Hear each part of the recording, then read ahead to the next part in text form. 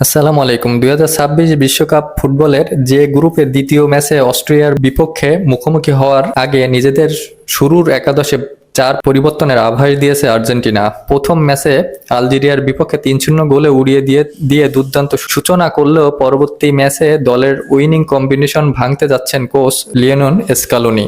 আর্জেন্টিনার তারকা Lionel Messi ও তার সতীর্থরা ইতিমধ্যে কানসাস সিটির স্পোর্টিং কেসি ট্রেনিং সেন্টারে এই ম্যাচকে সামনে রেখে নিবিড় অনুশীলন সেশনে অংশ নিয়েছেন। প্রখ্যাত ক্রীড়া সাংবাদিক গ্যাস্টন এদুলের দেওয়া তথ্যে রাবাতে আর্জেন্টিনা এই সম্ভাব্য বড় পরিবর্তনের কথা জানা গেছে। আর্জেন্টিনার জনপ্রিয় সংবাদ মাধ্যম মুন্দো আলবিসেলেস্তে প্রকাশিত প্রতিবেদনে বলা হয়েছে যে স্কেলোনি দলের রক্ষণভাগ ও আক্রমণ ভাগে এই পরিবর্তনগুলো আনতে পারে। প্রথম বড় বদলটি আসতে পারে রক্ষণভাগে, যেখানে আলজেরিয়ার ম্যাচের শুরুতে একাদশে থাকা গঞ্জলো মন্তিয়েলের জায়গা এবার শুরু থেকেই খেলতে পারে নাহুয়েল মলিনা। ডিফেন্স লাইনে দ্বিতীয় পরিবর্তন হিসেবে ইনজুরি কাটিয়ে সম্পূর্ণ সুস্থ হয়ে ওঠা নিকোলাস তাগলিয়াফিকো একাদশে ফিরতে পারেন। এর ফলে আলজেরিয়ার ম্যাচে তার জায়গার দায়িত্ব পালন করা ফাকুন্দো মেদিনাকে আগামী ম্যাচে বদলি খেলোয়াড়ের তালিকায় ফিরে যেতে হতে পারে।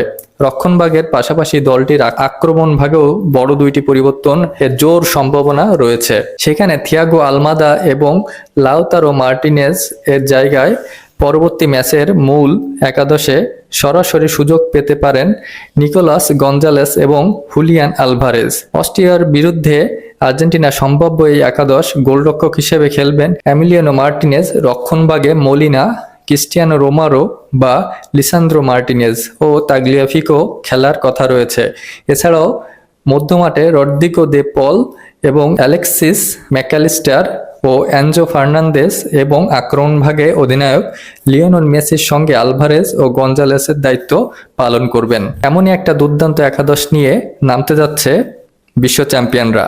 আপনার কাছে কি মনে হয়, এই একাদশ নিয়ে মাঠে নামলে আর্জেন্টিনা কেমন করতে পারে এবং আগের ম্যাচের মতো পারফরমেন্স দিতে পারবে কিনা?